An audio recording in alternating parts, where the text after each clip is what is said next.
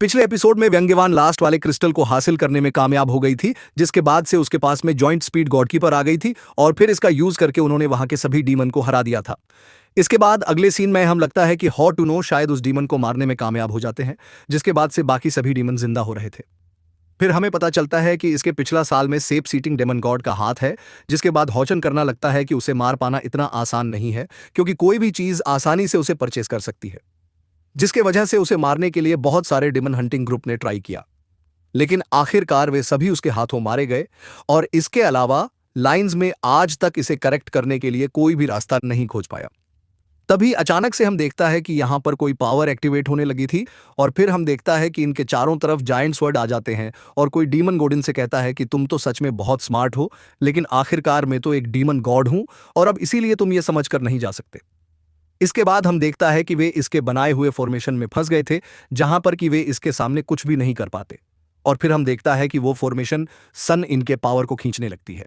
लेकिन अभी भी हम देखते हैं कि शायर इतना आसानी से हर महीने के लिए रेडी नहीं होती, और इसीलिए वो अपने पावर का यूज करके इस पर अटैक करने के लिए कोशिश करती है। लेकिन फिर भी हम देखते हैं कि वो इसके पावर के सामने कुछ भी नहीं कर पाती। तभी से देख हाउस इनको शायर के बारे में चिंता होती है, जिस पर शायर कहती है कि मैं पूरी तरह से ठीक हूं। तभी हम देखते हैं कि भी अपने पावर का यूज करके अटैक करने के लिए कोशिश करता है, लेकिन हम देखते हैं कि वो भी इसके पावर के सामने कुछ नहीं कर पाता और इसके पावर का इस फॉर्मेशन के ऊपर कोई असर नहीं होता।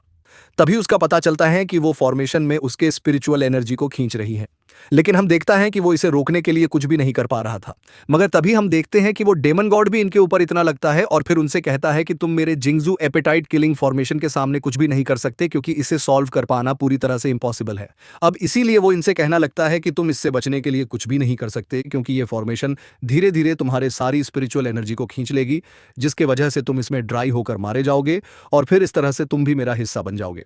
लेकिन अभी भी हम देखते हैं कि हॉस्चीन इतना आसानी से हार मानने वाला नहीं होता, और फिर वह साहस से कहता है कि हमें मेन बॉडी को मारने के लिए ट्राई करना होगा। और अब इसीलिए हम देखते हैं कि वह यहां पर अटैक करना शुरू कर देते हैं। लेकिन तभी हम देखते हैं कि इन पर अटैक करने के लिए और भी कई सारे डिमांड आ गए थे, जिसका वजह से इनका सामना करने में इनको काफ़ी दिक्कत होने लगती है, और अब इसीलिए हम देखता है कि वो इनके सामने ज़्यादा कुछ नहीं कर पा रहे थे। लेकिन फिर भी हम देखता है कि शायद इतना आसानी से हार मानने वाली नहीं होती, और वो अभी भी अपने पावर का यूज़ करके इनको मार रही थी। तभी वो उसे कहने लगती है कि तुम फॉर्मेशन के सेंटर के नज़दीक में ना जाओ, क्योंकि इसके वजह से तुम्हारी स्पिरिचुअल पावर और तेज़ी से लॉस होगी। तभी इसी बीच हम देखता है कि डिमैंड इस पर अटैक करने के लिए कोशिश करता है, लेकिन हॉचिन ने इसका अटैक से अपने आप को बहुत ही आसानी से बचा लिया था, और इसीलिए हम देखता है कि वो डीमन इसका कुछ भी नहीं कर पाता। तभी वो डीमन से कहने लगता है कि मैंने तुम्हें ट्रैप करने के लिए अपने मेन बॉडी का यूज किया है, और इसीलिए तुम इतना आसानी से आज आजाद नहीं हो सकते। वही उदाहरण देखता है कि बहुत सारे डीमन फायर के ऊपर अटैक करने के लिए आ गए थे, लेकिन तभी हॉचिन भी अपने और क्या यूज करके इन पर अटैक करना शुरू कर देता है, जिसकी वजह से वह डिमन इनका कुछ भी नहीं कर पाते, और फिर हम देखता है कि वह इन सबको मार देते हैं। लेकिन इसके बाद भी हम देखता है कि इनकी प्रॉब्लम इतना आसानी से खत्म होने वाली नहीं होती, क्योंकि यहाँ पर और भी बहुत सारे डिमेनेंट इन पर अटैक करने के लिए आने लगे थे। लेकिन फिर भी हम देखता है कि वह इतना आसानी से हार मानने वाले नहीं होते, और वह अभी भी अपने का यूज करके उनको मारने लगता है। तभी शहर कहने लगता है कि स्पिरिचुअल पावर को खींचने की इसकी स्पीड काफी ज्यादा है, लेकिन फिर भी इसमें इसकी कोई ना कोई कमजोरी जरूर होगी। मगर तभी हम देखते हैं कि डीमन गॉड अपना और ज्यादा पावर का यूज करने के लिए रेडी होके आता है, और अब इसलिए हम देखते हैं कि वहां पर और भी बहुत सारे डीमन आ जाते हैं, जिसके बाद हम देखते हैं कि हौसन और शहर भी इनका सामना करने के लिए रेडी हो गए थे। इसीलिए वे फिर से अपने पावर का यूज करना शुरू कर देते हैं, और फिर हम देखते हैं कि वह अपने पावर से इनको मारने लगे थे। लेकिन वहीं उधर डीमन भी इतना आसान से हार मानने वाले नहीं होते, और हम देखते हैं कि वह अभी भी इन पर अटैक करने के लिए कोशिश कर रहे थे, ताकि वह किसी तरह से इनको मार सके। तभी हम देखते हैं कि हौ सुनासार ने फिर से आके सारे डीमन को मार दिया था। लेकिन इसके बाद भी हम देखते हैं कि वे फिर से जिंदा हो जाते हैं, और वे कहना लगता है कि तुम हमारा कुछ भी नहीं कर सकते और तुम्हारी सारी मेहनत पूरी तरह से बेकार है। लेकिन वहीं अब हम देखते हैं कि हौसन को भी इसके बारे में समझ में आ गया था, और फिर वो कहने लगता है कि जब तक यहाँ पर डेड बॉडी रहेंगी वो आसानी से यहाँ पर मूव होता रहेगा। लेकिन वहीं हम देखते हैं कि वह डेमोन गॉड भी इतना आसानी से मानने वाला ऐसा नहीं होता, और इनसे कहने लगता है कि तुम मेरी एबिलिटी को रोकने के लिए कुछ भी नहीं कर सकते। लेकिन वही उदाहरण देखता है कि भी उसे इतना आसानी से छोड़ने वाला नहीं होता, और कहता है कि हमें इसका असली रूप को बाहर लाने के लिए कुछ करना होगा। तभी इसी बीच हम देखता है कि उस लाइट ट्रिपल वाले पावर के बारे में याद आता है, जिसका यूज करके एक बार उसने एक और डिमांड को मारा था। अब इसीलिए हम मुझे लगता है कि house and feels light triple वाले पावर का यूज करने के लिए रेडी हो गया था और इसका यूज करके वो सभी डीमन के ऊपर अटैक कर देता है। जिसके बाद हम देखते हैं कि डीमन गॉड भी इस पावर का सामने कुछ नहीं कर पाता और अब इसीलिए वो इनके सामने आने के लिए मजबूर हो गया था, लेकिन वो डीमन गॉड भी अब इनके ऊपर काफी गुस्सा हो गया था और कहने लगता है कि मैं काफी लंबे टाइम से इतना हुआ तब इसका ऐसी बात सुनकर, और सुन उसका कहता है, ऐसा लगता है कि तुम कोई लोनेली सोल हो जिसने कि किसी और के बॉडी को चुराया हो। लेकिन इसके बाद हम लगता है कि शायरी से कोई मौका नहीं देना चाहती थी और इसीलिए वो तुरंत अपने पावर का यूज करके इस पर अटैक करने के लिए रेडी हो जाती है। तब इस पर वो डीमन गॉड कहने लगता है कि अगर तू मेरे सोल से बच गए तो क्या हुआ, लेकिन इसके बाद भी तुम मुझे नहीं मार सकते। मगर तभी हम देखता है कि शायर अपना अटैक सही से इंजर्ड कर देती है, जिसे देखो डीमन गॉड इस बात से काफी परेशान हो गया था और फिर वो कहने लगता है कि यह कैसी पावर है। तब इस पर शायर उससे कहती है कि यह पावर डेथ गॉड की है, जो कि सोल को हार्वेस्ट करती हैं। जिसके बाद हम देखता है कि वह डीमन गॉड इस पास से काफी डर गया था और अब इसीलिए वह अपनी जान बचाने के लिए वहां से भागने लगता है। लेकिन वही हम देखता है कि हॉजोन अभी से इतना आसानी से जाने देने वाला नहीं होता और फिर वह अपने पावर का यूज करके तुरंत इसे घेर लेता है और कहता है चलो मैं भी देखता हूं कि तुम मुझे किस तरह से पजेस्ट करते हो। लेकिन तभी हम देखता है कि सर भी इसके सामने आ गई थी, जहां पर कि वो फिर से अपने डेथ गोट वाले पावर का यूज करने के लिए रेडी हो जाती है और फिर हम देखता है कि वो अपना इस पावर का यूज करके अटैक कर देती है। लेकिन अब डीमन गोइड इसके पावर को रोकने के लिए कुछ भी नहीं कर पाता और फिर हम देखता है कि वो इसके इस अटैक में मारा जाता है। तभी हम देखता है कि उसके क्राउनी यहां से भागने के लिए कोशिश करती है, लेकिन सारे अपने पैर से कुचलकर भी डिस्ट्रॉय कर देती हैं।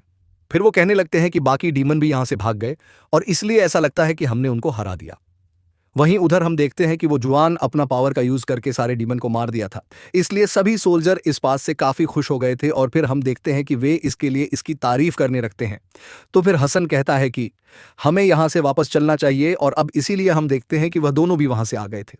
वहीं दूसरी तरफ हम देखते हैं कि इसमें इनके बहुत सारे सोल्जर भी इंजर्ड हुए थे और इसीलिए वह इनको ट्रीटमेंट देने के लिए ले जा रहे होते हैं। वहीं वह जॉन मास्टर जी से कहते हैं कि वैसे तो सारे टीम यहां से चले गए, लेकिन फिर भी मैं इसके लिए माफी चाहती हूं क्योंकि मुझे यहां पर आने में काफी देरी हो गई और इसीलिए हम केवल एक सॉलिड रॉक को ही गार्ड कर सके। लेकिन हम देखते हैं कि मास्टर चू को इस बात से कोई परेशानी नहीं होती, इसीलिए वो इसे कहता है कि इसके लिए सॉरी बोलने की कोई ज़रूरत नहीं है, क्योंकि जब एसवाई ने रॉक वैली को क्रिएट किया था तब उसी समय मैंने इसके डाउनफॉल के बारे में भी एक्सपेक्ट कर लिया था, जिसके बारे में सुनकर वेंगजान विश्वास था हैरान हो जाती है। तब इस पर मास्टर चू बताते हैं